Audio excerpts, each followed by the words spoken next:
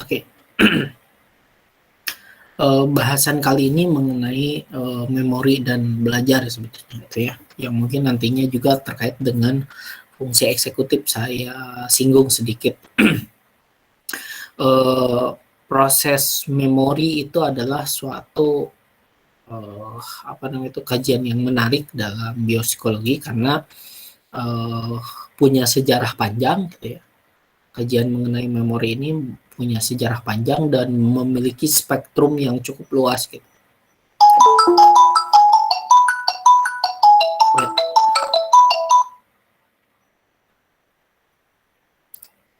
Memiliki spektrum yang luas ya dalam bahasan di biopsikologi atau behavioral neuroscience maupun cognitive neuroscience gitu.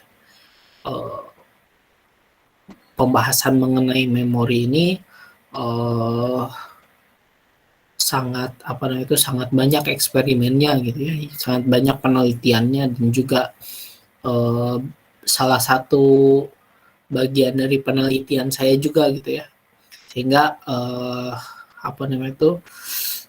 bahasan ini cukup menarik dan sangat fungsional dalam proses mental manusia, karena pembentukan sebuah ingatan itu adalah salah satu yang menjadi cikal bakal kemampuan kognitif manusia gitu.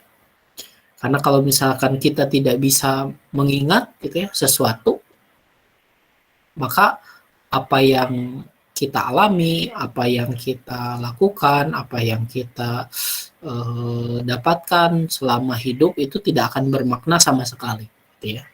Proses pemaknaan secara kognitif apa yang telah kita alami itu juga dibantu dengan memori gitu ya. Apa yang kita pelajari selama hidup ini gitu ya, itu selalu terkait dengan apa yang kita ingat gitu ya. Sehingga ingatan itu adalah sesuatu yang sangat penting gitu ya. Tapi ada satu kasus gitu ya dalam sebuah penelitian, sebetulnya bukan sebuah penelitian tapi sebuah aksiden gitu ya, sebuah kecelakaan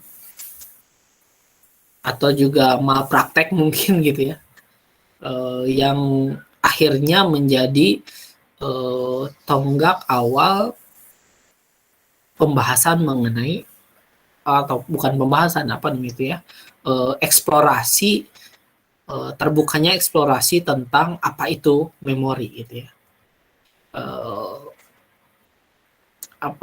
Kejadiannya itu dimulai dari kasus Henry Gustav Molaison atau lebih dikenal sebagai kasus HM gitu ya. HM case. HM case ini dia seorang pemuda gitu ya, seorang pemuda yang sejak pada waktu kecil gitu dia mengalami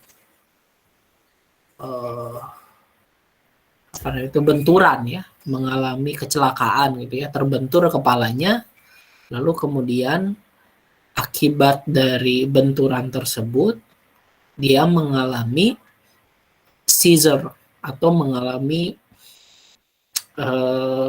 kejang gitu ya, epilepsi. Dia mengalami epilepsi gitu ya. Pada saat itu belum ada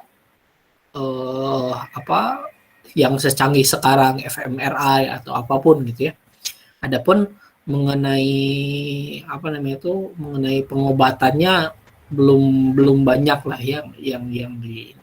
Tapi pada saat itu memang ada neurosurgeon, itu namanya siapa gitu ya, dan juga seorang peneliti bernama Milner gitu ya, yang meneliti tentang kasus Henry Gustav Molaison ini. Karena sejak kecil dia mengalami kejang-kejang, sering tidak sadarkan diri pada saat itu. Lalu Henry Gustav ini dibawa ke rumah sakit untuk dioperasi. Pada saat itu Saya lupa ya siapa namanya pengoperasinya itu ya. Milner gitu ya. Atau bukan ya? Anda bisa baca lah ya kasus HM ini.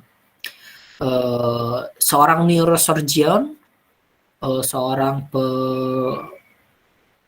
pengoperasi otak gitu ya, memberikan treatment kepada HM ini dengan mengoperasi kepalanya gitu ya, mengoperasi otaknya. Pada saat itu untuk menghilangkan seizure-nya gitu ya, untuk menghilangkan kejang-kejangnya, HM ini diambil atau dipotong hipokampusnya. Jadi hipokampus di sini itu dipotong segini, gitu ya.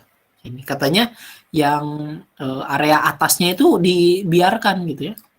Ini tidak dioperasi, hasil penelitian dari siapa ya? Breeder gitu kalau nggak salah, Breeder ya. Atau Anderson ya, lupa saya. Nah, bagian otaknya ternyata katanya ketika direkonstruksi itu tidak dipotong. Tapi bagian hipokampus utamanya ini dipotong dalam otak gitu ya. Dipotong, dicabut ya, area sini nih, area hipokampus di sini itu dipotong. Seperti kita tahu bahwa hipokampus ini berperan penting dalam pembentukan sebuah memori gitu ya. Memori. Setelah pasca pengoperasian gitu ya, ketika diteliti oleh yang penelitinya adalah Milner, nah gitu ya, neurosurgeonnya siapa apa ya, akan Anda baca sendiri saja di rumah ya. Nah, Milner melihat setelah Henry Gustav Mollison dipotong hipokampusnya, dioperasi, ternyata seizure-nya atau kejang-kejangnya itu memang hilang, gitu. Kejang-kejangnya itu tidak ada lagi, menghilang. Namun ada gejala lain yang muncul gitu ya akibat dipotongnya hipokampus, gitu ya. Ingatan yang dimiliki oleh Henry Gustav Mollison ini terhenti pada saat sebelum operasi. Jadi apa yang dia ingat sebelum operasi itu ada. Dia ingat apa yang dia ingat mengenai orang tuanya, cara makan, gitu ya, dengan segala hal yang dia ingat selama hidup, dia sebelum operasi dia ingat. Namun sayangnya ketika dia diberikan sebuah tes ingatan apa yang terjadi beberapa saat yang lalu atau apa yang terjadi pasca operasi, dia tidak ingat sama sekali dan bahkan dia tidak mengerti itu terjadi gitu. Nah, ini yang menjadikan sebuah kasus ini menjadi sebuah sebuah temuan yang menghasilkan teori mengenai memori gitu ya. Di mana memori itu ternyata terbagi dua, ada short term memory, ada long term memory. Gitu ya.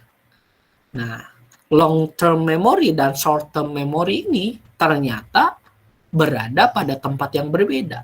Melalui cerita atau melalui kasus HM ini gitu ya, ditemukan bahwa ternyata apa yang kita ingat di otak itu tidak disimpan di tempat yang sama gitu ya.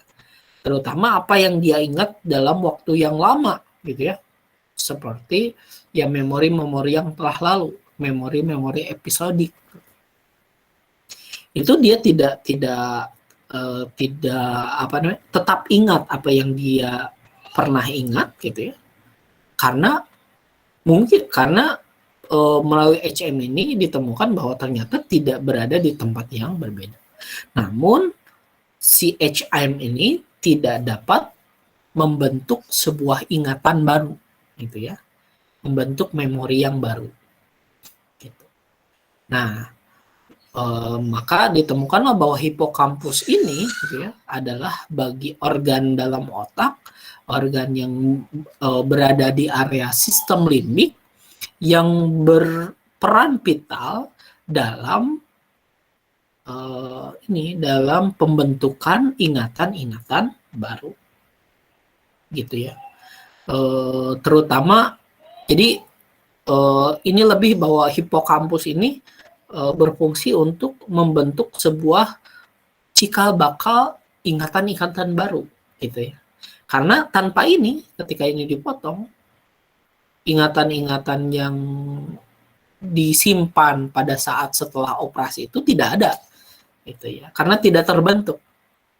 Karena bagian ini gitu ya, kalau misalkan dijabarkan, bagian-bagian ini yang terbentuk di area hipokampus ini lalu melalui jaringan fornix ini gitu ya, lalu kemudian dibantu dengan area bagian limbik yang lain, itu kemudian akan ditransfer ke area neokorteks gitu ya. Di area neokorteks ada yang ke sini gitu ya, ada yang ke area visual gitu ya, area temporal, ditransfer ke area itu dikonsolidasi untuk menjadi sebuah ingatan yang tersimpan gitu ya. Makanya kalau misalkan diibaratkan neokorteks ini seperti hard drive atau hard disk gitu ya. Namun kalau hipokampus ini bukan RAM ya, seperti pembentuk encoder dari sebuah device gitu ya, yang membuat sebuah file-file itu disimpan ke hard drive lah, seperti itu.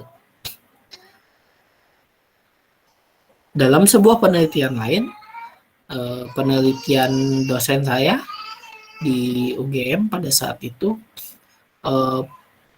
dia meneliti mengenai hipokampus gitu.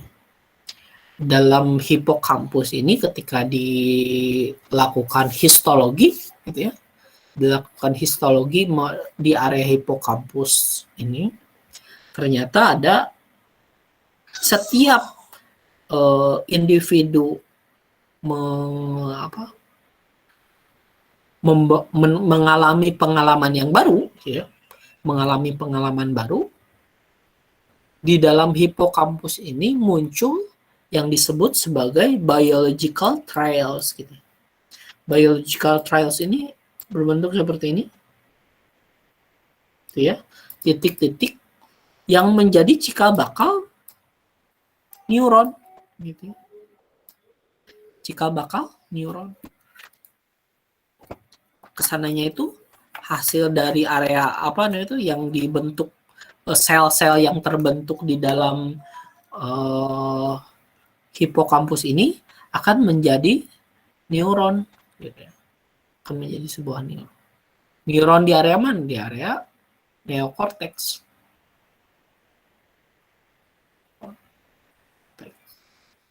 Gitu ya. Karena ini yang ditemukan dalam penelitian tersebut itu ya.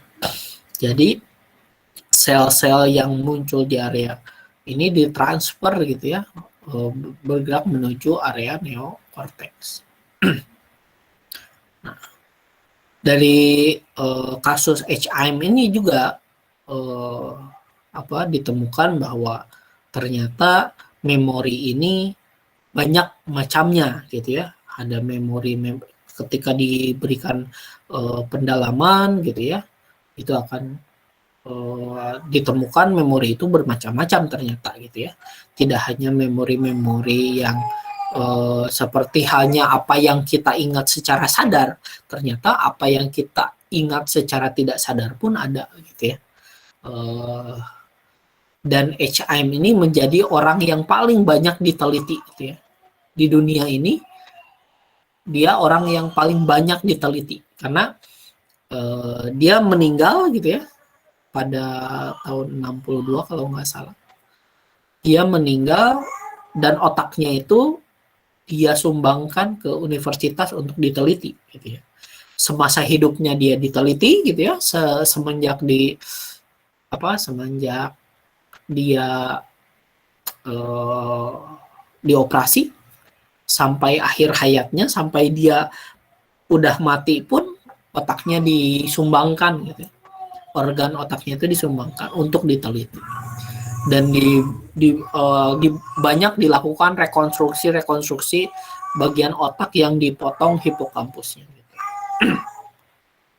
Ini adalah cerita mengenai kasus HM ini. Gitu ya. Nah, penelitian-penelitian lebih lanjut dalam melihat hipokampus ini salah satunya yang dilakukan oleh dosen saya tadi gitu ya.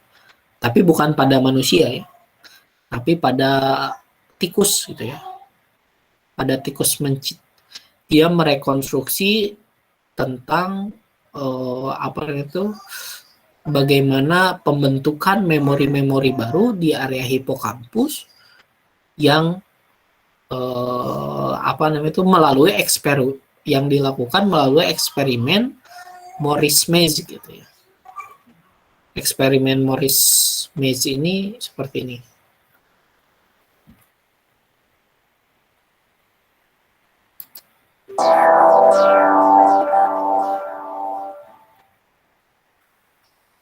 Morris Water Maze ya.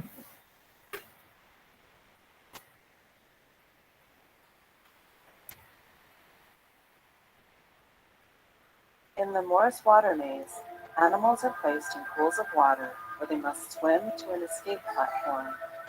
During training, the platform can be exposed about 1 inch above the water. The animal must learn to swim to the platform and remain there to be rescued from the pool. After the animal is trained, the water is increased and made opaque with milk or non-toxic paint, so the platform is hidden. The animal must then rely on memory to find the escape platform. Hi, my name is Joseph Nunez. I'm a faculty member in the Neuroscience program at Michigan State University. Today I'll be demonstrating the Morris Water Maze.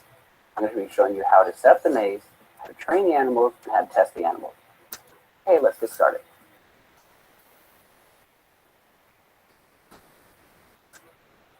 The main component of the water maze setup should be a round pool about 6 feet in diameter and about 3 feet deep. If you are recording the task with a video camera, make sure all sides of the maze are within the camera's field of view.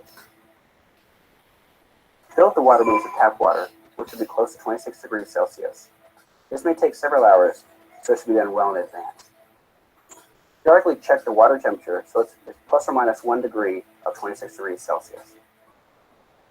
Place the escape platform in the center of the pool. During training, it can be exposed about 1 inch above the water.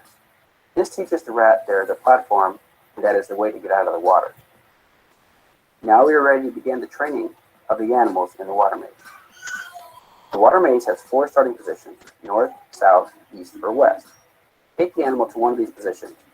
Lower the animal to the water by supporting it with your hand and bring it down gently into the water, tail end first. Do not stress the animal out by dunking its head in the water. Let the animal swim around for a maximum of 60 seconds. At first, the animal may swim around the edges of the pool looking for a way out. Eventually, the animal will reach the platform and climb up. Once the rodent reaches the platform, stop the timer and record the time. If it doesn't find the platform in 60 seconds, record the time for the trial as 1 minute. Do not pick up the animal if it fails to reach the platform. Teach it that it must swim to the platform. Rather, gently guide the animal to the platform with your hand. Let the animal sit for 15 seconds. If it falls or jumps off, gently guide it back. This will train the animal that it must stay on the platform to be rescued from the pool. Repeat the same procedure for 2 more trials, starting at a different location for each. Once the animal has completed all 3 trials, dry it off with a towel. Repeat the 3-trial training process for all the animals. Keep the directions the same for all of them and record their time. Now that the animals are trained, you're ready to perform the water maze test.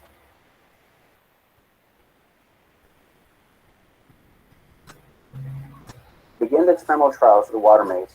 Finish filling up the tank so the platform is about 1 inch below the surface of the water. Use non-fat dry milk or non-toxic white tempera pig to make the water opaque. The lighting and water temperature should be the same as in the training process. Each animal will undergo 12 trials, 3 from each starting direction.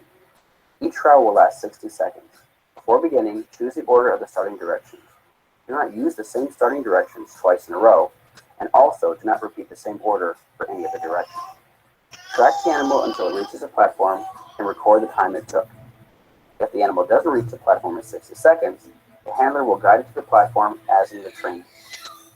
Either way, let the animal sit for 10 seconds, then dry it off. Continue with each animal for all 12 trials, with the animal handler returning to the same designated spot during each trial.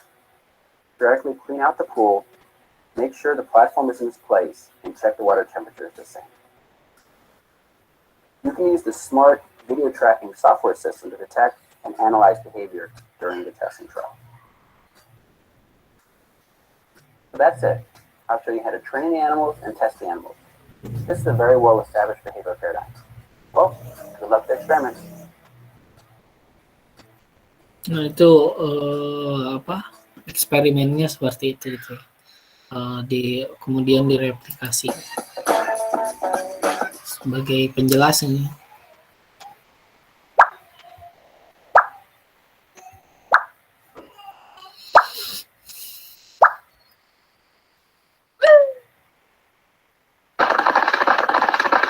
Nah, pertama tikus muter-muter gitu ya, nyari tempatnya.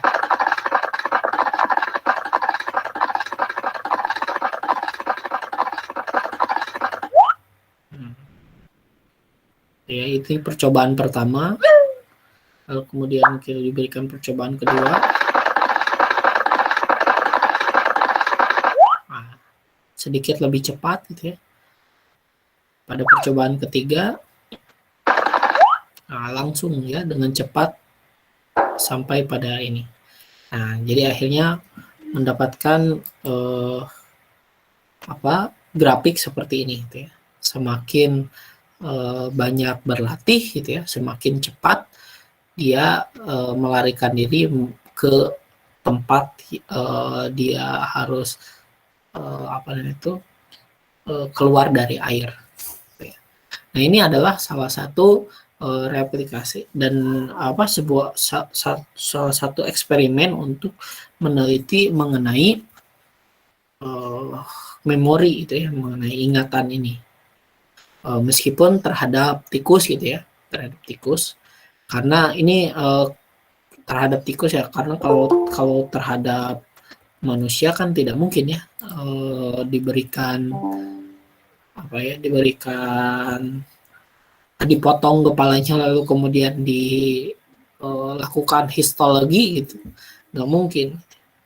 Nah, tapi terhadap tikus ini memungkinkan gitu ya. Nah, pada saat itu gitu ya, artinya kan ketika asumsinya ketika si tikus ini lebih cepat ke arah tempat escape dia di tengah-tengah kubangan itu bermakna bahwa dia sudah belajar, sudah mendapatkan ingatan gitu ya, sudah mengingat sesuatu. Dia mengingat, apakah misalkan mengingat spasial gitu ya, terutama karena ini pasti berkaitan dengan ingatan spasial ya, berada posisi di mana nih si tempat berlabuh dia itu gitu. Nah, setelah dilakukan histologi gitu ya, nah ini ternyata di dalam otak ini banyak biological trial-nya dibandingkan si tikus yang tidak diberikan eksperimen atau tikus kontrol. Itu lebih banyak yang tikus eksperimen biological trials-nya itu. Ini menandakan bahwa biological trials ini adalah indikasi dari kemunculan ingatan baru gitu ya, hasil dari proses belajar gitu ya, yang mungkin yang nantinya akan menjadi sebuah ingatan yang akan terkonsolidasi di area neokorteks gitu. Nah, salah satu yang menarik dalam penelitian yang dilakukan dosen saya itu ternyata antara laki-laki dan perempuan, atau misalkan tikus laki-laki dan perempuan, atau tikus betina dan jantan itu berbeda ininya, berbeda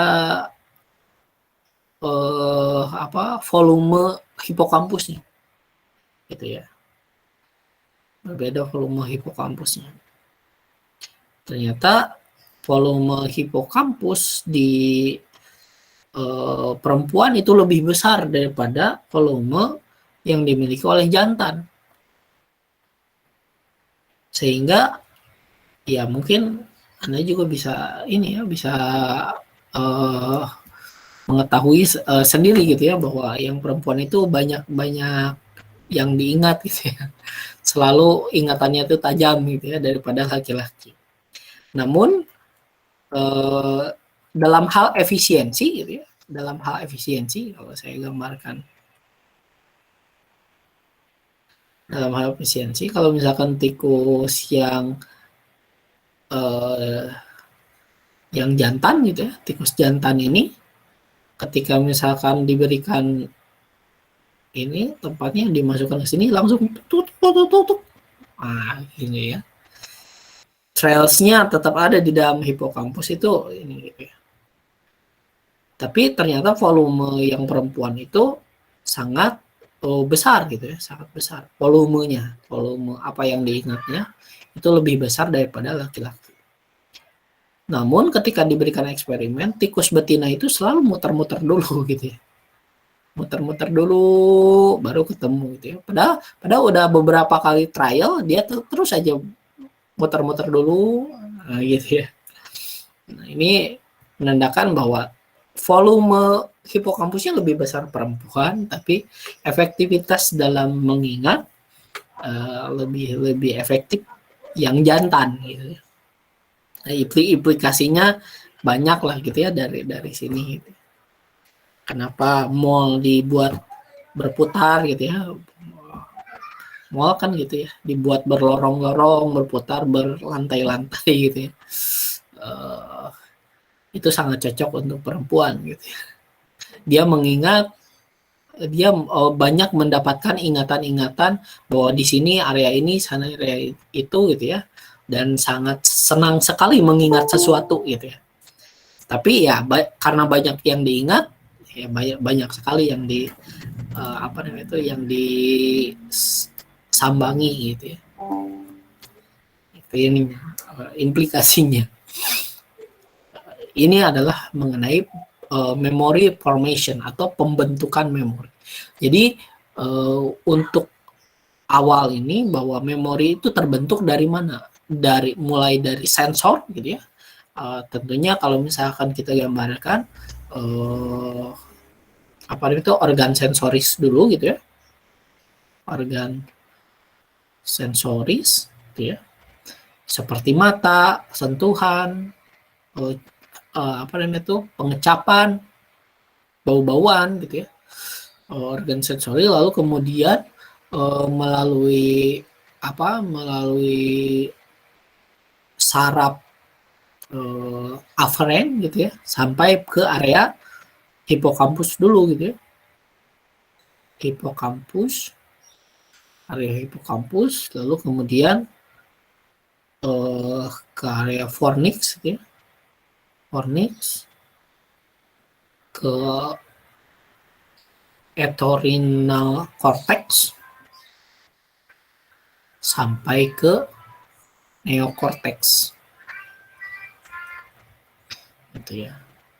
Secara umum pembentukan memori itu melalui bagian-bagian ini gitu. Dari organ sensori, dari mata kita misalkan apa yang Anda lihat, lalu kemudian ditransfer ke area hipokampus, Melalui di sini tentunya di sini melalui ini dulu ya, melalui talamus dulu ya, talamus lalu kemudian ke area talamus, ke area hipokampus gitu ya, di area diencephalon, lalu kemudian ke bagian fornix atau bagian limbik gitu ya,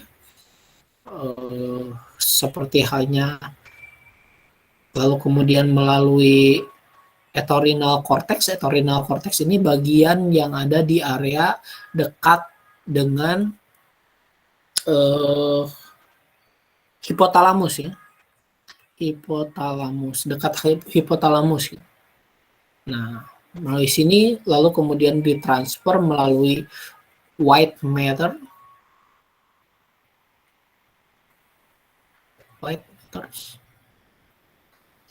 ke neokorteks, ke bagian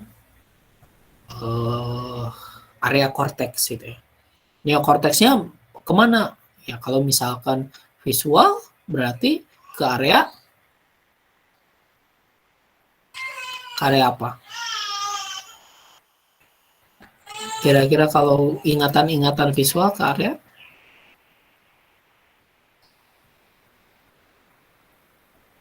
halo? Ada yang ingat kalau memori visual disimpannya di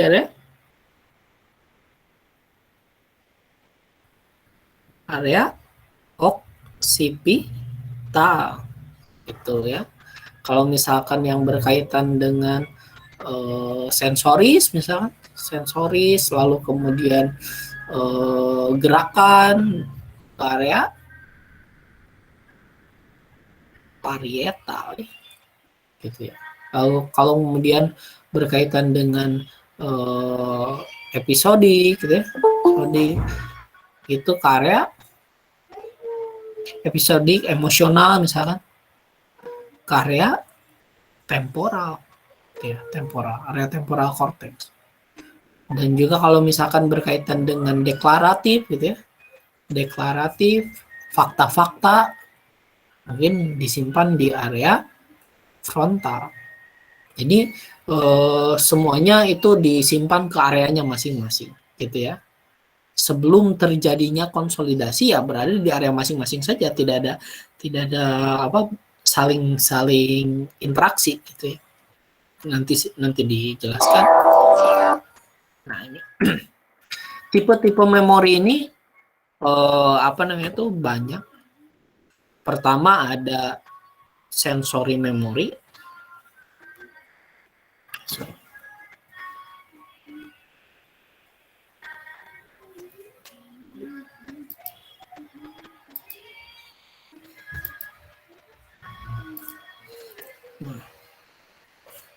Ada sensory memory gitu ya. Tipe memori yang pertama memori sensorik, seperti apa yang kita dengar, apa yang kita rasakan, apa yang kita raba, apa yang kita lihat gitu ya. Itu adalah memori sensorik. Dan memori sensorik ini sangat sangat mudah hilang gitu ya. Primarily decay gitu ya. Sangat mudah hancur. Dan itu bisa dari millisecond sampai seconds gitu ya. Sampai beberapa detik lah gitu ya. Ingatan kita. Ya, coba kita ingat bagaimana bentuk tekstur dari apa yang kita pegang sebelum atau beberapa detik lalu atau beberapa menit lalu, mungkin kita sudah lupa gitu ya. Tapi kapasitasnya sangat besar gitu ya. Kita bisa sebetulnya ketika kita berada sekarang gitu ya, sekarang ini banyak yang kita rasakan ya. Banyak yang sensory memory ini banyak menerima informasi. Apa yang kita lihat misalkan. Yang kita lihat pun nggak cuma satu kan. Kadang Anda kan melihat warna putih, warna merah, warna atau huruf-huruf, lalu kemudian ada logo, ada apa namanya tuh, ada warna hitam, ada bentuk HP, ada wajah saya mungkin, ada wajah teman-teman yang lain gitu ya. Banyak yang kita lihat dalam satu waktu gitu ya. Sehingga kapasitasnya itu sangat banyak gitu ya. Sambil Anda melihat kuliah ini, Anda juga kan mendengar sesuatu. Pertama mungkin yang utama yang menjadi Anda sadar adalah mendengar apa yang saya katakan misalkan. Lalu kemudian ternyata Anda juga kan mendengar mungkin suara-suara di sekitar Anda gitu ya. Suara-suara kecil sampai suara-suara besar gitu ya. Lalu kemudian banyak hal yang Anda dengar pada saat ini. Sehingga informasi-informasi yang masuk ke dalam otak itu sangat banyak sekali dalam satu waktu itu. Dalam 1-2 detik saja beberapa informasi, hampir ribuan informasi masuk ke dalam otak gitu ya. Dan itu bisa jadi Anda ingat, bisa jadi tidak gitu ya. Ya kalaulah misalkan ada kejadian misalkan rumah Anda dekat jalan misalkan, lalu ada kejadian kecelakaan misalkan, kejadian kecelakaan, lalu Anda sedang mengikuti kuliah ini. Ketika Anda fokus saja dengan dengan kuliah ini gitu ya. Anda fokus ke kuliah ini, lalu kemudian satu waktu misalkan malam nanti ada yang bilang bahwa tadi ada yang kecelakaan loh gitu ya. Oh iya, tadi saya dengar ada suara yang jatuh gitu ya. Ada suara yang gebruk gitu ya misalkan seperti itu. Nah, padahal Anda sedang fokus dalam melihat kuliah ini misalkan. Nah, tapi tetap gitu ya, ada sensory memory yang kita dapatkan walaupun tidak banyak akhirnya apa yang kita ingat secara sensorik gitu. Tidak ingat apa yang Anda dengar, apa yang Anda lihat dan seterusnya gitu ya. Nah, ini adalah memang berkaitan juga dengan apa yang disebut sebagai attention gitu ya. Yang mungkin ini adalah yang nanti akan di akhir kita akan bahas kemudian. Jadi ada tipe memori di mana hanya apa yang kita dengar, apa yang kita lihat itu menjadi bagian dari ingatan kita. Namun terkadang tidak memerlukan awareness gitu ya. Tidak membutuhkan kesadaran gitu ya dalam ini suara apa, ini itu suara. Oh, kalau misalkan sensory memory ini harus dengan sadar kan Anda harus memberikan atensi pada satu-satu ke dalam informasi-informasi yang Anda dapatkan.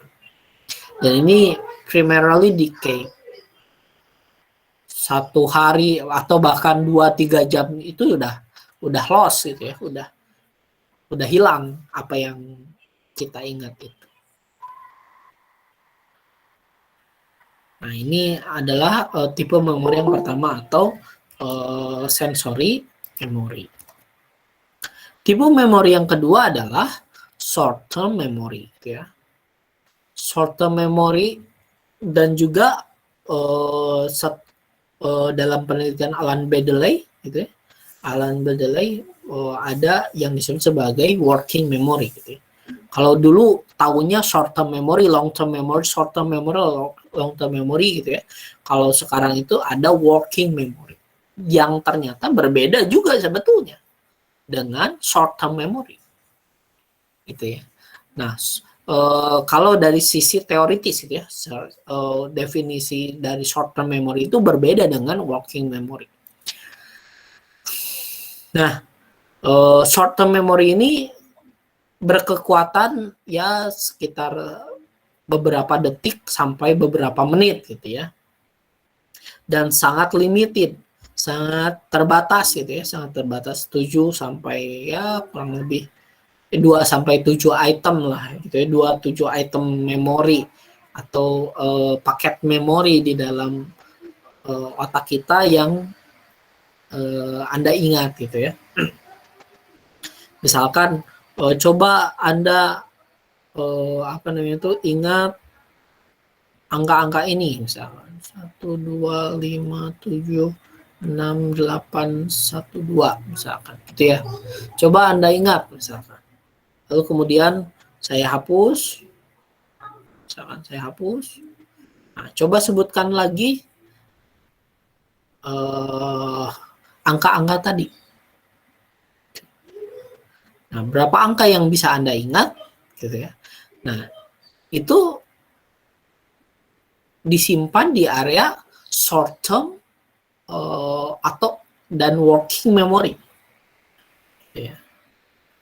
Jadi mungkin Anda ingat angka-angka tadi, atau misalkan karena Anda tidak menyadarinya gitu, tidak sadar melihatnya, jadi tidak ingat sama sekali, atau ada yang ingat 2 angka yang pertama, kedua angka yang 3 angka yang pertama, atau hanya ingat angka akhirnya saja, ya, tidak ingat angka tengah-tengahnya. Nah, itu di area working memory. Yang kalau misalkan saya tanya pada saat UAS nanti, saya yakin Anda tidak ingat. Kenapa tidak ingat? Ya karena itu tadi, interference and decay gitu ya. Short term working memory ini seolah-olah cuma wadah untuk mengumpulkan gitu ya. Mengumpulkan memori-memori yang sudah ada. Tentu mungkin Anda ingat satu itu bentuknya kayak gimana, atau misalkan ini tuh angka apa, ini angka berapa, pasti Anda ingat. Ini angka berapa, Anda ingat. Ini angka berapa, pasti Anda ingat sebelumnya gitu ya. Pasti ini sudah ada di area long term memory. Di area long term memory. Tapi kalau misalkan saya berikan deret angka seperti yang tadi, sebutkan angka lagi. Sebutkan angka-angka tadi. Anda mungkin tidak ingat. Misalkan nanti UAS saya tanyakan berapa sebutkan angka-angka yang saya sebutkan pada kuliah memori. Misalkan. Anda sulit mengingatnya. Kenapa? Ya karena sudah hilang gitu ya, sudah hilang. Kalau misalkan diibaratkan short term memory dan working memory ini seperti meja gitu ya, seperti meja kalau Anda sedang membuat, misalkan sedang merancang sebuah apa namanya itu, sebuah alat dari atau sebuah barang dari kayu, misalkan dari kayu ya. Di sini ada paku, di sini ada balok kayu, ada papan, misalkan ada papan, ada triplek, lalu kemudian ada palu gitu ya, ada palu. Lalu kemudian Anda bikin dijadikanlah sebuah misalkan rak buku misalkan. Jadi rak buku. Nah, jadi rak buku. Nah, working memory ini seperti ini.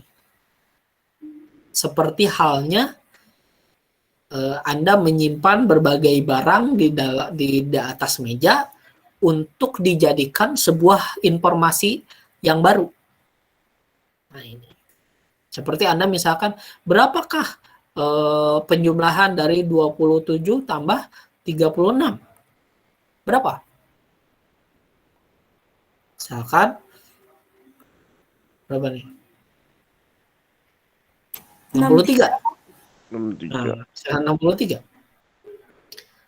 Setelah itu, ini seolah-olah kan di dalam otak kita itu disimpan dulu wadah. Nah, ini ada angka 20, ada angka 7, ada angka 30, ada angka 6. 6 tambah 7 sama dengan misalkan 13. Gitu ya. Lalu kemudian 2 tambah 3 sama dengan 5. Tambah 1 jadi 6. 63 gitu ya. Nah, seolah-olah seperti itu. Nah, ini adalah kerjaannya working memory. Memori kerja.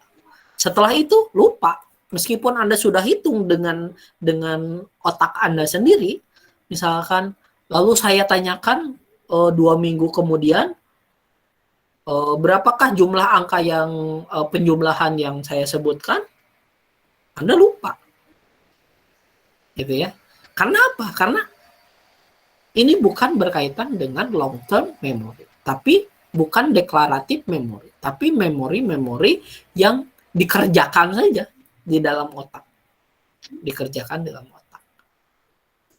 Kekuatannya antara beberapa detik sampai beberapa menit gitu ya. Seolah-olah di dalam otak Anda itu ada tempat untuk mengoperasikan satu informasi dengan informasi yang lain untuk membentuk informasi yang baru. Gitu ya. Seolah-olah seperti itu. Setelah itu ya dihapus saja gitu ya. Setelah itu ini saja. Dalam hidup Anda berapa kali Anda menghitung, berapa kali Anda mengoperasikan perhitungan, sangat sering sekali pasti. Tapi saya yakin Anda tidak semuanya ingat apa yang Anda hitung. Gitu ya. Seperti apa jawaban yang Anda berikan pada saat tes statistika pada 3 minggu yang lalu misalnya. Nah, meskipun Anda hitung sendiri, Anda tidak ingat angkanya berapa. Gitu ya. Karena ini adalah working memory. Dan tidak disimpan di dalam area yang untuk diingat kembali. Namun working memory ini perlu kesadaran penuh tentu, gitu ya. Perlu kesadaran penuh. Anda kan harus sadar bagaimana mengoperasikan 20 tambah 30, misalkan bagaimana mengoperasikan 3 tambah 6 atau 7 tambah 6 sama dengan dan seterusnya, gitu ya. Anda kan pasti memerlukan kesadaran untuk itu. Tipe memori yang ketiga adalah long term non-declarative memory. Long term non-declarative ini adalah memori episodik lah gitu ya, episodik. Memori-memori yang berkaitan apa yang Anda alami dalam kehidupan, bukan fakta, bukan sesuatu yang berkaitan dengan pelajaran, tapi sesuatu yang Anda kesankan gitu ya. Biasanya yang non-deklaratif ini adalah ingatan-ingatan yang mengenai kesan pada saat itu. Anda tidak ingat seluruh episode pada saat itu, tapi Anda ingat hal-hal yang penting pada episode tersebut. Gitu ya. Nah, ini bertahan dari menit sampai bertahun-tahun. Gitu. Dan kapasitasnya juga sangat banyak. Anda bisa mengingat banyak hal dalam sepanjang hidup Anda, gitu ya. Pasti banyak yang Anda ingat. Mulai apa yang Anda ingat pada saat Anda kecil, gitu ya. Apa yang Anda ingat pada saat Anda sekolah, apa yang Anda ingat pada saat Anda pertama kali masuk universitas, misalkan apa yang Anda ingat pada saat bertemu pacar pertama kali, misalkan. Anda ingat episode tersebut meskipun Anda tidak mengingat detailnya, gitu. Detailnya Anda tidak begitu Anda ingat, tapi value di dalam ingatan itu Anda sangat ingat. Dan kapasitasnya kalau misalkan diibaratkan berapa megabyte gitu ya, episode dari awal kehidupan Anda sampai sekarang yang masih berada di dalam otak Anda. Itu hampir bertera-tera byte gitu ya, atau misalkan oktabyte gitu ya, yang ada di dalam otak Anda. Banyak ingatan-ingatan yang Anda dapatkan, meskipun kalau Anda ingat-ingat sekarang apa saja, pasti tidak akan lebih dari 7 episode. Karena apa? Pengambilan informasi-informasi di dalam long term memory itu melibatkan working memory yang sangat terbatas. Anda mungkin, apa yang Anda ingat selama hidup Anda? Ya, mungkin Anda bisa menyebutkan 4-5 episode lah gitu ya, mungkin ya. Tidak akan lebih dari itu. Kenapa? Karena ya meja Anda ya segitu, gitu ya. Meja Anda ya cuma segitu. Jadi memori yang hanya muat 2-7 item saja, gitu. Sehingga Anda cuma ingat beberapa saja, gitu ya. Tapi dalam waktu-waktu lain, ketika Anda disuruh mengingat atau mendapatkan clue yang mengambil ingatan Anda, pada saat yang sangat lama sekali tiba-tiba Anda ingat, Anda bisa. Bahkan itu udah yang berpuluh-puluh tahun yang lalu. Anda bisa ingat gitu. Tapi kalau disebutkan berapa ingatan yang Anda bisa ingat, ya paling sedikit gitu ya. Karena kapasitas working memory bukan berarti Anda tidak ingat long term memory Anda atau episode tentang hal tersebut hilang, bukan. Tapi kapasitas working memory Anda terbatas. Makanya kan suka Anda lupa. Nah, lupa itu belum tentu tidak ada informasinya di dalam otak. Lupa itu ya mungkin bisa jadi informasinya loss. Loss itu ya apa namanya itu ya hilang aja di dalam otak gitu. Tapi sebetulnya secara teoritis ingatan itu ada, cuman tidak terkonsolidasi saja. Kecuali yang mengalami pruning. Kalau Anda masih ingat pada saat remaja itu otak kita mengalami synaptic pruning. Tapi yang di pruning itu sinaps ya, bukan neuron gitu ya. Sehingga neuron-neuronnya tetap ada. Tapi sinaptiknya yang berkurang gitu. Yang dipangkas itu sinaptik.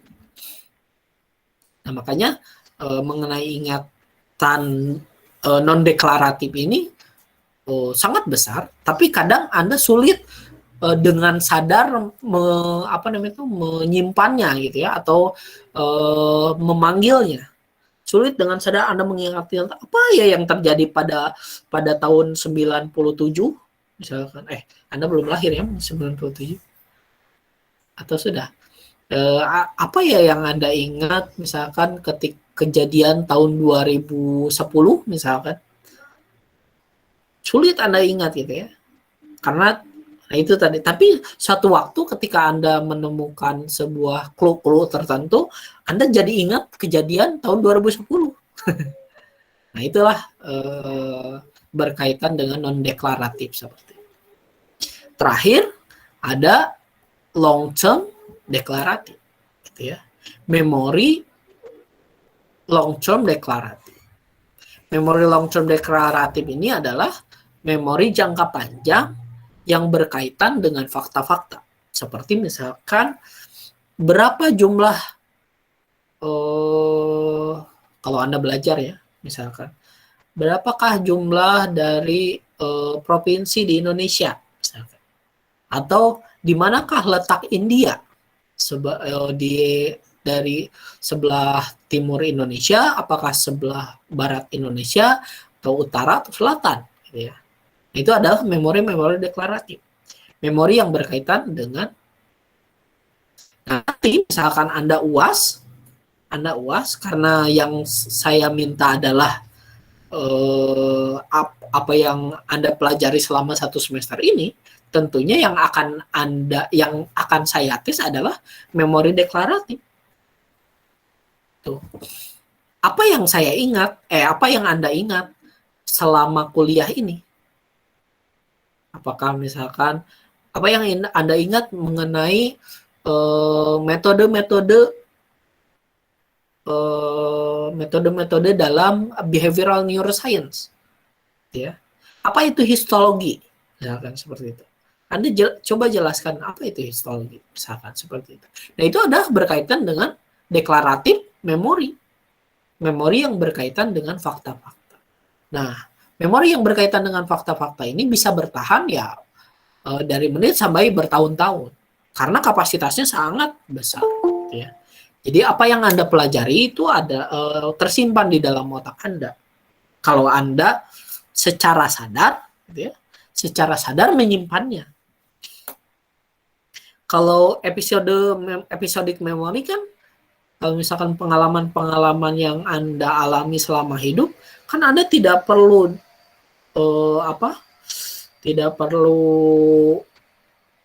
lelah-lelah untuk ini ingat gitu ya. Ini kejadian ini ingat kan nggak perlu kayak gitu juga gitu ya. Karena secara tidak sadar Anda akan mengingatnya. Tapi beda kalau memori deklaratif, seperti misalkan apa yang Anda pelajari satu semester ini gitu ya, mau dari mata kuliah ini atau mata kuliah lain. Nah, itu adalah berkaitan dengan memori-memori deklaratif. Dan sangat bertahan lama gitu ya. Sangat bertahan lama. Nantinya mungkin Anda akan ingat atau Anda akan lupa. Nah, kalau misalkan berkaitan dengan lupa ini gitu ya, lupa apa yang Anda pelajari, mungkin bisa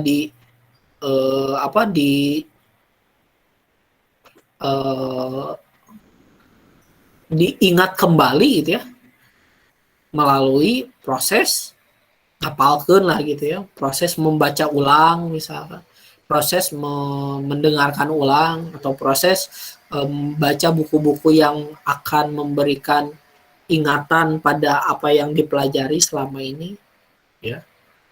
Nah, ini adalah sayangnya dalam proses belajar gitu ya, dalam pendidikan juga gitu.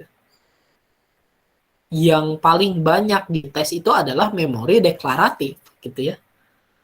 Seperti misalkan adanya ujian nasional atau adanya ujian sekolah, ujian akhir semester gitu ya. Itu yang dites adalah long term declarative memory atau memori deklaratif. Tapi biasanya untuk berkaitan dengan kemampuan, kompetensi, itu bukan long term declarative memory, tapi working memory dong. Gitu. Karena seberapa dia bisa merancang atau membentuk kembali ingatan-ingatan yang telah ada menjadi sebuah solusi yang baru, itu berada di working memory ketimbang di declarative memory. Declarative memory kan berkaitan dengan apa yang diingat saja, apa yang disimpan saja di dalam otak, gitu ya. Tapi bagaimana mengaplikasikan apa yang Anda ingat dalam otak, lalu kemudian dijadikan sebuah informasi yang baru, itu kerjaannya working memory. Nah, tapi sayangnya jarang sebuah institusi pendidikan misalkan ya mengetes working memory-nya. Nah, ini juga yang saat ini saya teliti gitu ya. Working memory ini bagaimana cara kita mengukurnya, sejauh mana? Karena menurut saya gitu ya, sebuah hipotesis dari saya ada working memory itu jauh lebih penting daripada intelijensi gitu. Kemampuan working memory itu lebih penting daripada intelijensi. Meskipun dalam intelijensi ini pasti mengandalkan working memory gitu kan. Tapi kalau biasanya tes-tes intelijensi itu mengetes kemampuan untuk misalkan ya menyelesaikan permasalahan lah gitu ya sebetulnya gitu ya. Yang pada dasarnya adalah kerjaan working memory. Namun intelijensi ini adalah hanya bagian kecil gitu ya, ketimbang meja besarnya yang bernama working memory. Nah, inilah yang saat ini juga saya teliti melalui proses assessment bagaimana mengukur memori kerja gitu ya. Kita lanjut ya. Nah, macam-macam memori atau macam-macam ingatan itu ada, tadi sudah kita bahas, ada long term memory, ada sensory, short term, dan working memory ya. Kita kesampingkan dulu mengenai working memory, kita akan bahas kemudian nanti. Nah, kita bahas mengenai long term memory. Long term memory ini adalah ingatan jangka panjang, gitu ya. Ingatan jangka panjang, di mana ingatan jangka panjang ini ada yang berkaitan dengan apa namanya itu deklaratif memori atau memori deklaratif, ada yang berkaitan dengan non deklaratif memori gitu. Memori deklaratif itu berkaitan dengan memori deklaratif disebut sebagai juga explicit memori, memori eksplisit gitu ya. Memori eksplisit, memori yang memang berkaitan dengan fakta-fakta gitu ya, dan juga episode-episode tertentu gitu ya, berkaitan dengan episode-episode tertentu, seperti misalkan hal-hal yang berkaitan dengan episode. Tapi episode keseluruhan biasanya di implicit memory, memori implisit, karena berkaitan dengan value-value tertentu. Tapi apa yang Anda ingat gitu ya, tentunya tidak hanya fakta. Kuliah ini atau kuliah-kuliah sebelumnya itu kan yang Anda ingat itu bukan hanya semantiknya, fakta-faktanya, tapi juga episodenya mengenai itu gitu ya. Meskipun kalau ini menurut Michael Gazzaniga ini bahwa events atau episodic memory ini masih berada pada memori deklaratif gitu. Dan penelitian-penelitian selanjutnya memori implisit itu memori episodic itu berada pada memori-memori yang implisit gitu.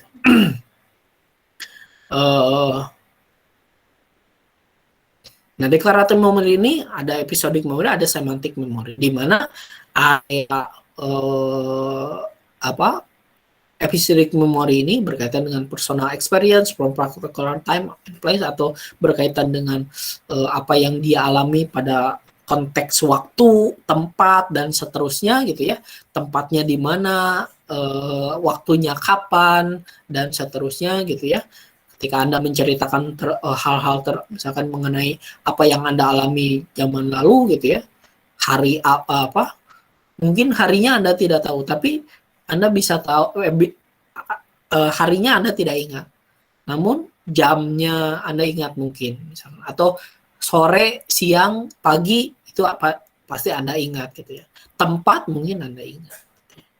Nah, setelah dibentuk di area hipokampus, lalu kemudian ditransfer ke neokorteks, memori-memori deklaratif baik fakta maupun episodik, misalkan yang fakta-fakta ini berkaitan apa yang Anda ketahui, apa yang Anda pelajari, apa yang Anda fahami gitu ya, itu adalah memori semantik gitu ya, atau memori fakta.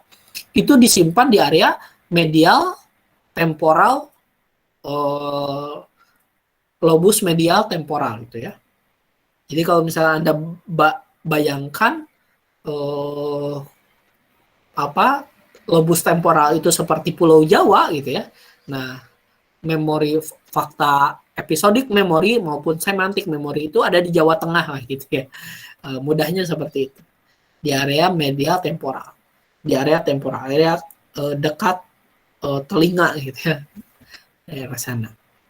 Lalu kemudian di area middle diencephalon. Nah, ini yang berkaitan juga dengan area dekat yang berkaitan dengan entorhinal cortex gitu ya. Area dalam, area-area yang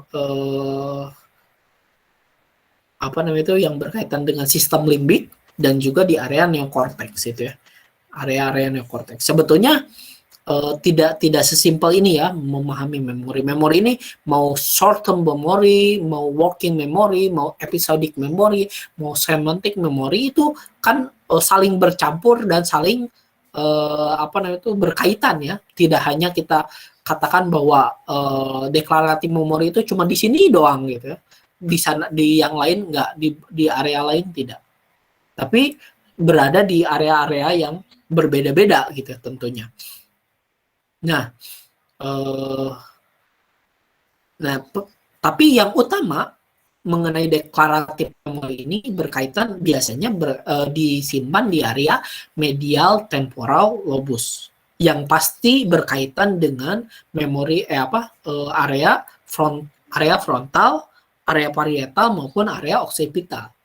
Itu ya pasti, karena misalkan suatu fakta yang Anda pahami itu belum tentu itu pasti berkaitan dengan bentuknya seperti apa, mungkin dari occipital cortex, lalu kemudian prosedurnya bagaimana, itu area parietal cortex, lalu kemudian pemahaman secara umumnya bagaimana, ini berkaitan dengan frontal cortex. Tapi ingatan-ingatan, penyimpanan ingatan kayak katakanlah sebuah inti ingatannya di area medial temporal lobus.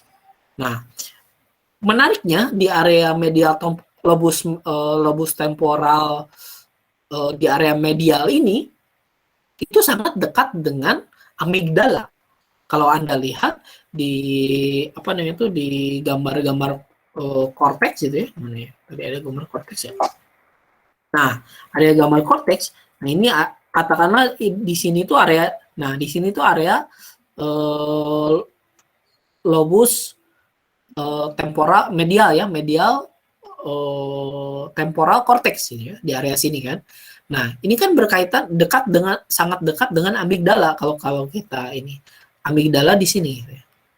Amigdala ini sebagaimana kita tahu adalah organ yang memproses emosi. Nah, kalau misalkan melihat dari interkoneksi di sana gitu ya. Ingatan-ingatan kita itu akan selalu kita mudah ingat ketika bermuatan emosional. Ketika bermuatan emosional.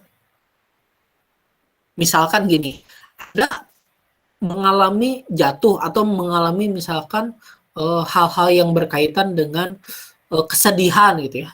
Anda mendapatkan pengalaman sedih pada saat Anda kecil, misalkan ditinggalkan sama orang terdekat, misalkan, atau sama orang tua Anda, misalkan seperti itu. Lalu Anda sangat sedih pada saat itu, sampai usia yang berpuluh-puluh tahun, misalkan Anda pasti masih sangat ingat. Seperti misalkan saya begitu sangat ingat secara detail bagaimana pada saat saya berada di dalam kereta, saya dikabari orang tua saya meninggal. Gitu ya. Pada saat itu sangat ingat sekali secara detail. Kenapa? Karena ingatan itu disimpan area episodik gitu ya. Ingatan episodik ini diingat di area temporal, lalu kemudian area temporal ini dekat dengan amigdala. Dekat dengan organ yang memproses emosi. Makanya apa yang saya ingat betul-betul saya ingat karena ini bermuatan dengan emosional. Coba dengan kalau misalkan kejadian-kejadian yang tidak bermuatan emosional sama sekali lah gitu ya, menyenangkan tidak gitu ya, atau menyedihkan juga tidak, ya ingatannya tidak terlalu ingat dengan detail gitu. Kenapa? Ya karena tidak memiliki muatan emosional. Karena penyimpanan ingatan episodik maupun semantik itu berada di area lobus temporal medial gitu ya, atau medial temporal lobus. Nah, makanya bagaimana caranya Anda bisa mengingat materi-materi pelajaran pada saat Anda belajar? Ya, libatkan emosi pada saat itu. Misalkan Anda menyukai materi biopsikologi nih. Anda exciting sekali misalkan belajar biopsikologi. Lalu Anda dengan exciting menyimak apa yang saya jelaskan. Nah, itu akan sangat mudah untuk Anda ingat di waktu-waktu yang lain gitu ya. Kendati pun misalkan fakta-faktanya tidak ingat semua, tapi episodenya Anda ingat gitu ya. Karena apa? Karena Anda menyukai. Makanya kan dalam teori pendidikan itu, kalau misalkan untuk agar anak belajar dengan efektif, biar anak belajar dengan efektif, libatkan emosi. Seperti misalkan ciptakan suasana kelas yang menyenangkan.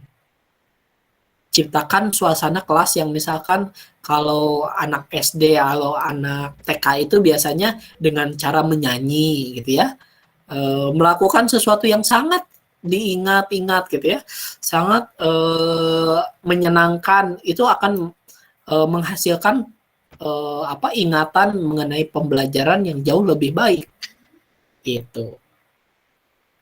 Katakanlah misalkan begitu pula kalau misalkan Anda mengalami pengalaman buruk ketika Anda sekolah gitu ya, misalkan pernah di strap guru misalkan, atau pernah dimarahi guru sehingga Anda sedih misalkan gitu ya, Anda pasti sangat ingat gitu ya bagian itu, karena ini berkaitan bahwa penyimpanan memori-memori deklaratif itu dekat sekali dengan organ amigdala yang memproses emosi, sehingga ketika belajar mengingat dengan emosi itu jauh lebih ampuh lah gitu ya daripada yang lain.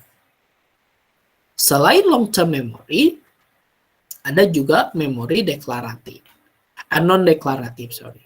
Non-deklaratif memory ini berkaitan dengan hal-hal yang berkaitan dengan prosedural memory, misalkan bagaimana caranya Anda naik sepeda. Anda pasti masih ingat caranya naik sepeda kalau pernah dan bisa naik sepeda, meskipun misalnya dalam beberapa tahun ini tidak naik sepeda. Pasti Anda sangat tahu gitu ya caranya naik sepeda, bagaimana menyeimbangkan tubuh gitu ya, bagaimana belok kiri atau belok kanan, bagaimana mengendarai motor misalkan. Nah, ini disimpan di area memori non deklaratif.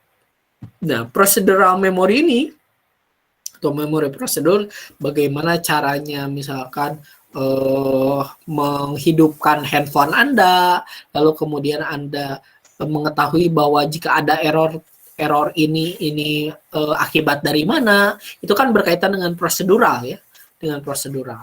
Nah, ini dengan skill gitu ya, misalkan bagaimana Anda cara, misalkan kalau Anda pemain bola, bagaimana cara bermain bola, tidak hanya nendang bola kan, tapi ada strateginya dan sebagainya.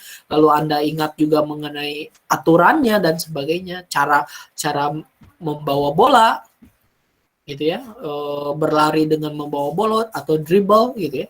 Itu kan berkaitan dengan memori prosedural, dengan cara apa dulu gitu ya. Nah, itu disimpan di area basal ganglia gitu ya. Basal ganglia itu saya lupa menyimpan ini ya. Saya coba simpan dulu. Perlihatkan.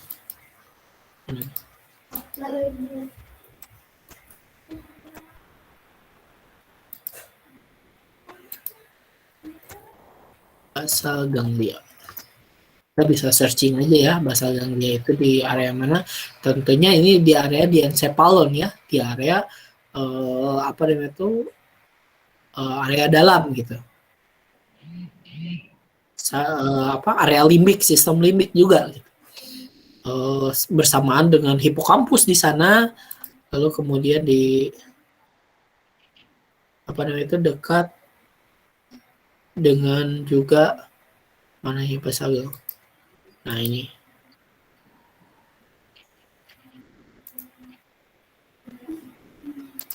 wait.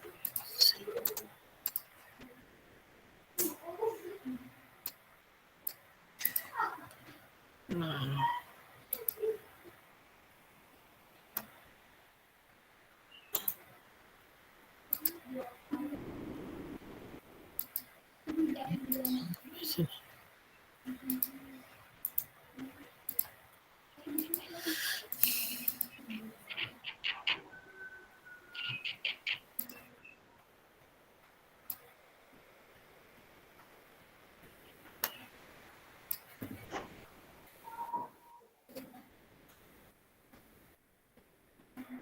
nah ini ya. Ini baru aja ya. Baru.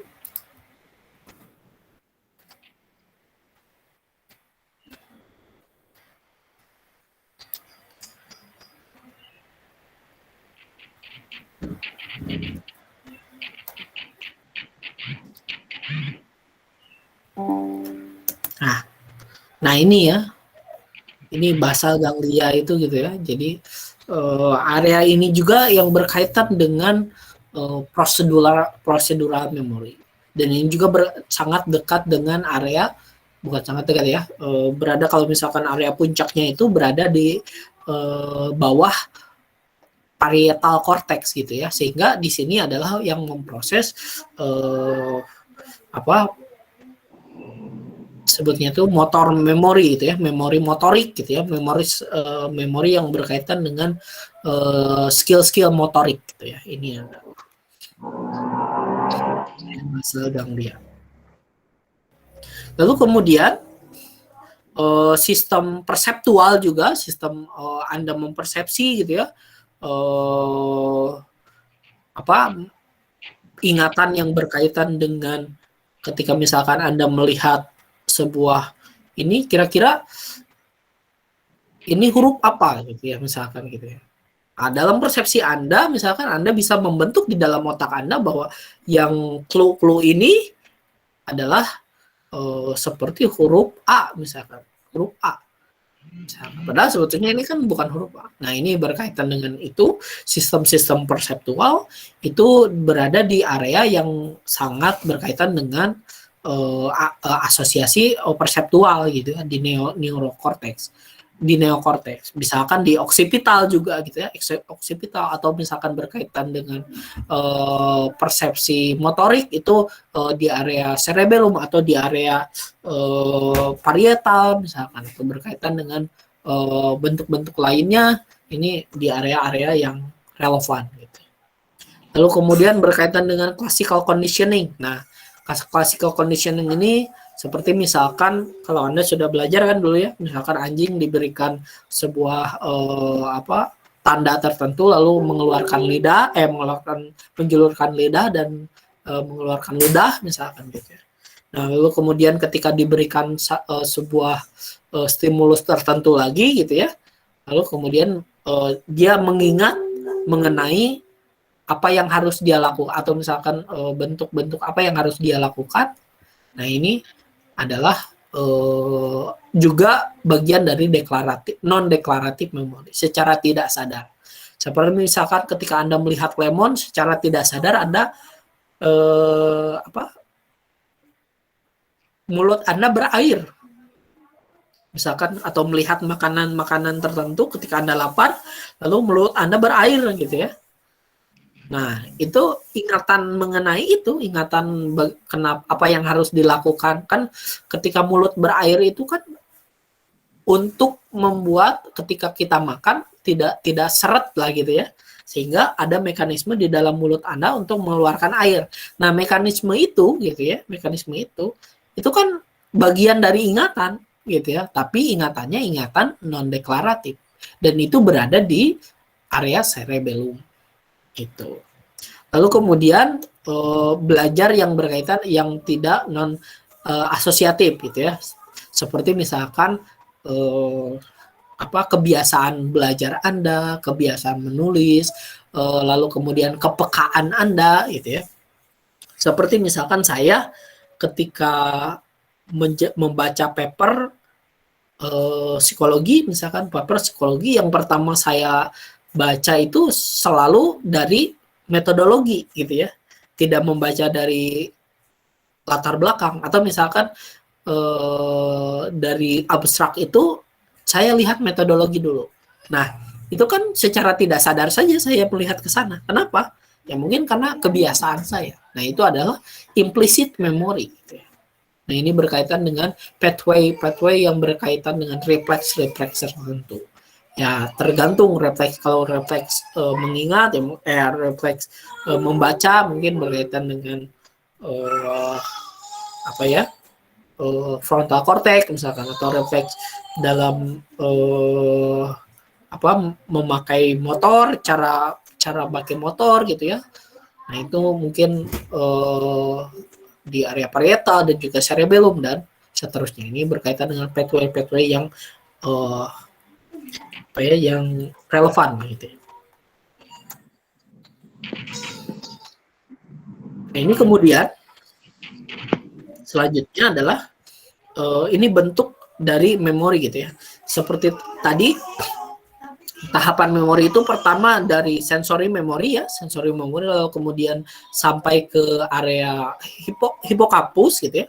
Lalu hipokampus kemudian disimpan di proses melalui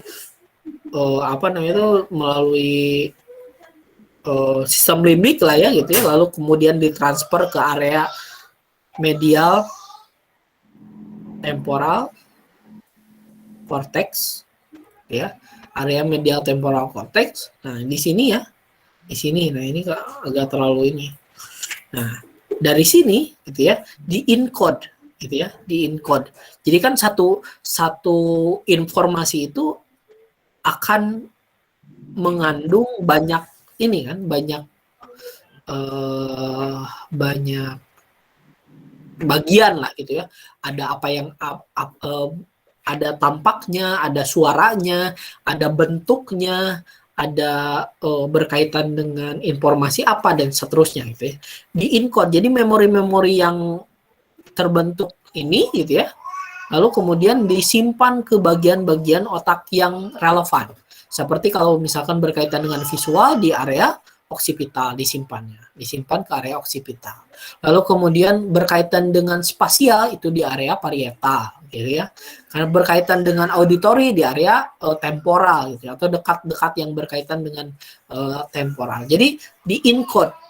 Jadi di encode itu dipisahkan ya, dipisahkan memori-memorinya. Kalau misalkan Anda mengingat sebuah pulpen atau pena, informasi mengenai warna disimpan di oksipital. Lalu kemudian informasi mengenai bentuk atau mengenai tekstur itu disimpan di area parietal. Lalu kemudian berkaitan dengan ketika jatuh suaranya kayak gimana, disimpannya di area temporal dan seterusnya gitu ya. Jadi dalam satu benda itu kan banyak informasi, atau dalam satu dalam satu pengalaman itu banyak informasi. Informasi tersebut dipisahkan gitu ya, setelah masuk ke area hipokampus itu didistribusikan ke area-area yang relevan, area-area otak yang relevan. Lalu kemudian setelah di-encode dan disimpan di dalam otak gitu ya, dari waktu ke waktu gitu ya, setelah disimpan lalu kemudian ada sebuah semacam clue gitu ya, atau semacam petunjuk gitu ya, petunjuk isyarat suatu informasi yang relevan dengan informasi yang berkaitan dengan apa yang diingat. Nah, gitu ya. Nah, di sini Anda misalkan mendengar sesuatu yang berkaitan dengan informasi yang pernah Anda ingat. Nah, lalu kemudian Anda mencoba untuk, ini tuh apa? Gitu ya. Bentuknya kayak gimana? Lalu kemudian warnanya seperti apa? Misalkan, lalu kemudian suaranya bagaimana? Nah, ini bentuk yang disebut sebagai retrieval, gitu ya. Retrieval, proses mengingat sebuah informasi sebelum memori itu terkonsolidasi, gitu ya. Jadi apa yang kita ingat, lalu kemudian kita ingat kembali, lalu kemudian otak itu di area medial temporal cortex ini mengambil informasi-informasi yang ada di bagian-bagian lain, gitu ya, sehingga oh iya suaranya kayak gini, oh iya bentuknya kayak gini, oh iya warnanya kayak gini, dan seterusnya gitu ya. Lalu kemudian semakin lama semakin sering mendapatkan retrieval atau mendapatkan sebuah mencari mengingat kembali gitu ya. Lalu kemudian lama-kelamaan memori-memori tersebut terkonsolidasi. Jadi memori-memori tersebut ketika ingat ini berkaitan dengan ini. Ketika ingat ini berkaitan dengan ingat ini, dan mengingat seluruhnya. gitu. Jadi memorinya terkonsolidasi berdasarkan dari ingatan-ingatan. Seperti misalkan saya dulu kuliah S2 gitu ya, mempelajari tentang ini gitu ya. Oh iya, awalnya mengingat sebagian. Tapi lama-kelamaan karena baca lagi, lalu kemudian karena kuliah, karena terus pengalaman-pengalaman lain, memorinya jadi terkonsolidasi. Oh, jadi maksudnya ini. Jadi saya mengingat jadi keseluruhan informasi yang saya pelajari dulu. Gitu. Ini adalah bentuk apa namanya itu konsolidasi memori. Jadi bagaimana memori tersimpan di dalam otak? Nah, begini ininya mekanismenya.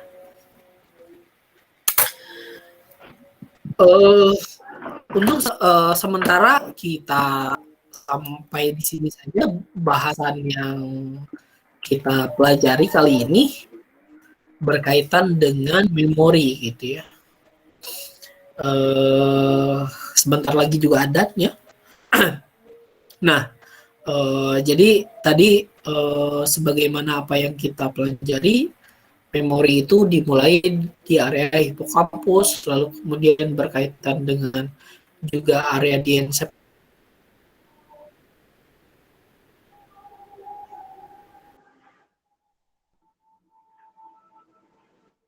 area basal ganglia gitu ya. Memori tersebut ada memori sensori, ada memori short term memory atau working memory, ada memori non deklaratif dan juga ada memori deklaratif gitu ya. Ada implicit memory, ada explicit memory. Sekian saja mungkin materi mengenai memori ini. Waktunya juga sudah habis ya. Nanti di pertemuan terakhir saya jelaskan mengenai fungsi eksekutif. Bagaimana otak kita mengendalikan apa yang kita ingat menjadi sebuah informasi. Seolah-olah kalau tadi kan working memory ini seperti mejanya, tapi orang yang merangkainya siapa? Nah, itu adalah akan kita bahas besok, gitu ya. Besok jam 1. Mudah-mudahan tidak ada yang lagi, dan lalu kemudian nanti kita akan UAS. Ada pertanyaan terlebih dahulu? Pak, boleh izin bertanya?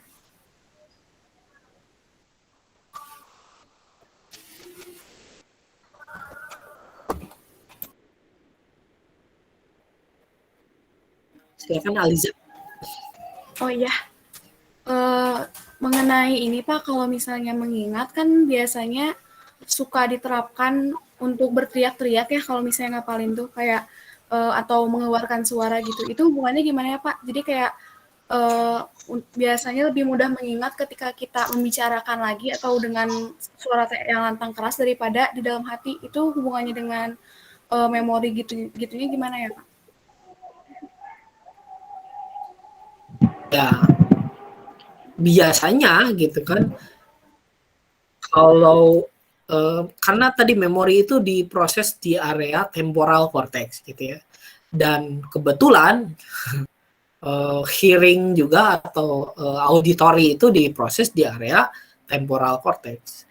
Mungkin apa namanya itu kesimpulan korelasinya di area sana saja, tapi tidak ada sebetulnya penelitian yang menyebutkan secara umum gitu ya, secara umum signifikan bahwa menghafalkan dengan cara berteriak-teriak sampai kedengerin balik gitu ya, itu lebih ampuh mengingat daripada yang di dalam hati. Itu tergantung orangnya saja, tergantung kapasitas auditorialnya saja, kapasitas temporal korteksnya saja gitu ya. Jadi mungkin keterkaitannya begitu. Tapi kalau misalkan bahwa apakah memang benar, nah itu perlu penelitian lebih lanjut dong, gitu ya. Dan juga kan mungkin biasanya kadang saya gitu ya, pengalaman saya. Kalau saya mungkin memang fungsinya tidak normal ya. Nah area temporal saya tidak ini apa kurang area temporal Bisa saya. tuh. Saya dulu pernah mengalami epilepsi lobus temporalis. Jadi lobus temporal saya agak terganggu mungkin. Nah, ketika saya kuliah gitu ya, ketika saya berbicara terkadang kan itu sangat keras itu saya berbicara. Tapi terkadang apa yang saya bicarakan itu juga saya lupa. Kadang saya lupa apa yang saya katakan itu. Nah, ini kan tidak salah satu yang tidak membuktikan bahwa membicarakan atau mengatakan dengan keras apa yang harus diingat itu akan lebih disimpan di dalam otak. Itu sangat tergantung menurut saya. Kecuali kalau misalkan Anda memang punya penelitian yang menyebutkan begitu. Tapi kalau misalkan apa korelasinya, ya korelasinya ya itu tadi area temporal itu. Jadi mungkin informasinya jauh lebih banyak, tidak hanya bentuk, tidak hanya pemahaman, tapi juga ada suara. Jadi kan informasinya jauh lebih banyak, sehingga red triple Q-nya itu gitu ya, red triple Q-nya itu jauh lebih banyak gitu, jauh lebih banyak, sehingga petunjuk-petunjuk ke arah apa yang diingat itu jadi semakin lebar, sehingga kalau ingat sedikit jadi mengingat ke bagian yang lain. Yang paling jelas adalah cara mengingat paling cepat itu adalah dengan mengulang-ulang. Mau itu disebutkan lagi, gitu ya, mau disebutkan lagi, atau mau mengajarkan pada orang lain, atau mau bagaimanapun caranya, gitu ya, asal diulang-ulang, itu pasti akan disimpan jauh lebih lama. Karena tadi, konsolidasi tadi, semakin kita sering mengulang, itu memori kita semakin terkonsolidasi, gitu. Semakin terkonsolidasi, semakin ketika ingatannya itu semakin kuat, gitu. Karena kan berkaitan dengan mielinisasi yang pernah kita bahas sebelumnya kan, ketika interkoneksi dari satu neuron dengan neuron lain, lalu kemudian sering dilalui, gitu ya, lalu kemudian di area dendritnya itu kan akan banyak dilapisi mielin, gitu ya. Semakin tebal mielinnya, maka semakin cepat kita ingat, semakin cepat kita meretrieve, mengambil informasi yang perlu kita ingat, gitu ya. Semakin jalurnya semakin lancar. Karena apa? Karena semakin mengulang, semakin sering kita mengulang-ulang apa yang kita ingat, konsolidasi memorinya semakin menguat. Dengan kalau misalkan di tataran neuron itu mielinnya semakin tebal, gitu paling, gitu ya.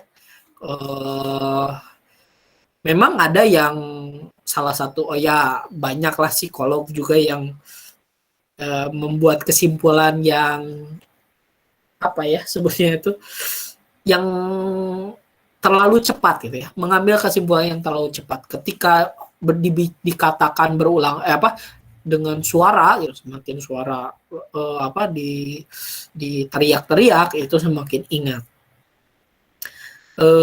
Untuk kasus-kasus tertentu gitu ya, tapi tidak secara umum, gitu ya. Menurut saya begitu, karena saya sampai saat ini belum menemukan bahwa dukungan auditori itu memperkuat, kecuali kalau misalkan Anda mau melakukan penelitian sendiri, coba aja, kan bisa jadi bisa jadi betul, gitu ya, bisa jadi betul. Tapi kalaupun betul, apakah karena efek dari suara dilantangkan atau efek diulang-ulangnya, gitu. Tapi terkadang Bapak, memang, saya izin bertanya boleh? maaf. Sedikit lagi ya. Saya jadi ingat satu penelitian, tapi penelitian ini berkaitan dengan lagu nostalgia, gitu ya. Ketika seseorang mendengar lagu nostalgia, lalu kemudian dia mengingat memori yang lama, gitu ya. Nah, ini kan berkaitan dengan auditori. Nah, itu juga bisa jadi lah. Itu apa indikasi ke sana gitu ya. Tapi kalau secara seperti itu saya belum dapat. Oke, silakan Adinda. Oh iya, Iya, baik. Bapak. Terima kasih ya, Maaf. Pak. Maaf tadi Bapak saya memotong pembicaraan Bapak. Saya hanya izin bertanya untuk sedikit memastikan Bapak ada banyak yang sering bilang kalau misalkan ingin melupakan sesuatu itu jangan berusaha untuk melupakan gitu. Ya kayak Iya, nggak misalkan apa-apa. kayak hal simpel Pak gitu Pak. Kayak misalkan ingin melupakan mantan gitu misalkan. Jadi jangan terus aku pengen lupa, Halo. aku pengen lupa. Mungkin itu gara-gara malah semakin kita ingin melupakan itu otak kita semakin mengingat apa yang harus kita lupakan gitu. Jadi malah nempel terus gitu mungkin Pak. Apa bagaimana Pak? Iya, Apakah betul. kurang jelas? Itu kalau Iya. konsep menurut Freud ini itu adalah repression, bentuk repression katanya gitu ya. Kalau misalkan di mata kuliah apa ya? Mata kuliah psikologi dasar mungkin atau mata kuliah psikologi kepribadian mungkin akan ada pembahasan mengenai itu. Pembahasan mengenai represi dalam dalam proses gangguan psikologis menurut Freud ya. Nah, represi itu gitu ya adalah bentuk penghindaran gitu untuk mengingat, bentuk penghindaran untuk mengingat. Jangan melupakan itu sebutnya represi gitu ya. Tapi pada kenyataannya represi ini menjadi konsolidasi gitu ya. Semakin kita tidak mau mengingat, semakin proses mengkonsolidasi ingatan tertentu dengan ingatan tertentu semakin kuat gitu ya. Betul seperti tadi, semakin kita ingin melupakan mantan misalnya, semakin kita jadi ingat gitu ya. Makanya sebetulnya yang paling penting ya bukan melupakan tapi menerima gitu ya. Kata kalau dalam psikologi kepribadian kan gitu ya, atau psikologi abnormal atau apa gitu ya. Daripada melupakan, mending menerima dan memaafkan gitu ya. Kalau menerima, memaafkan ya mungkin tidak ada lagi dinamika emosional di area temporal cortex gitu ya. Karena tidak ada dinamika temporal cortex gitu ya, karena udah dimaafkan lah ya gitu ya, atau misalkan udah diterima lah ya gitu ya. Jadi kan tidak ada dinamika emosional lagi kan ketika mengingat itu. Nah, makanya jadi akhirnya mudah lupa gitu ya. Tapi Baik, sebaliknya kalau tadi kata Adina gitu ya, semakin kita ingin melupakan berarti kan konflik emosionalnya itu masih ada, dinamika emosionalnya itu tetap bertahan di area temporal cortex. Ya semakin ingat lah gitu ya, semakin ingat. Begitu Baik, mungkin ya terima Adinda. kasih. Ya, Terima kasih Bapak, terima kasih banyak. okay. Ada pertanyaan lain? Ini udah habis waktunya. Bapak maaf, Nggak boleh apa-apa. tanya satu lagi? Ya, silakan. Kan tadi yang di awal tuh dijelaskan kalau misalnya di tikus yang betina sama jantan tuh volume hipokampusnya lebih besar di betina. Nah ini tuh sebenarnya berhubungan nggak sih Pak sama sifat multitasking wanita yang sering diomongin orang-orang kalau misalnya wanita tuh multitasking gitu daripada laki-laki? Iya betul. Betul itu berkaitan ya. Kalau nggak salah itu sangat ada penelitiannya, tapi saya lupa sih penelitinya. Saya pernah baca itu ya. Kenapa perempuan itu lebih multitasking daripada daripada laki-laki? Ini berkaitan dengan besarnya volume hipokampus, gitu. Makanya perempuan itu banyak multitasking dan banyak ingatan yang disimpan, Tapi karena terlalu banyak yang diingat, gitu ya, itu jadi tidak efektif katanya gitu. Jadi ingatannya terlalu banyak, karena terlalu banyak jadi yang namanya banyak ingatan kan, jadi kemampuan untuk secara terfokus gitu ya, itu agak kurang katanya dari segi atensinya.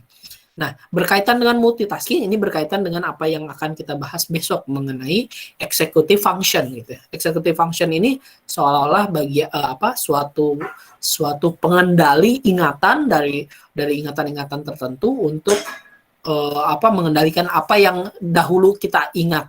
Apakah ingatan yang ini dulu atau yang B dulu ingatannya yang perlu kita ingat. Nah, ini berkaitan dengan fungsi eksekutif. Tapi apakah berkaitan tadi dengan hipokampus dengan polo? Itu berkaitan, sangat berkaitan. Betul. Ininya. Kita akan bahas besok lah ya mengenai itu. Sambil saya juga lihat-lihat penelitian terkait dengan itu multitasking. Ya. Kenapa? Ada tanggapan, Alisa? Enggak, Pak. Udah terima kasih banyak. Oke. Begitu ya. Nanti saya juga tambahan pembahasannya untuk besok ya. Karena ini sudah habis, kasihan bisi olap gitu ya. Terima kasih. Kita tutup saja pertemuan ini. Sekian, kalau misalkan ada pertanyaan bisa ditanyakan besok ya. Besok saja jam 1 di mata kuliah biopsikologi. Terima kasih atas atensi Anda. Terima kasih atas waktu yang diberikan pada saat ini untuk mengganti waktu yang lalu, gitu ya. Mohon maaf kalau saya sering mengganti-ganti waktu ya. Mohon dimaklum ya. Saya juga terkadang ada situasi di mana tidak bentrok, tapi saya lupa ininya jadwalnya dan begitu. Sekian lagi, mohon dimaafkan. Terima kasih atas kesempatannya. Assalamualaikum warahmatullahi wabarakatuh. Waalaikumsalam warahmatullahi wabarakatuh. Warahmatullahi Terima kasih banyak, wabarakatuh. Pak. Terima kasih, Pak. Terima kasih.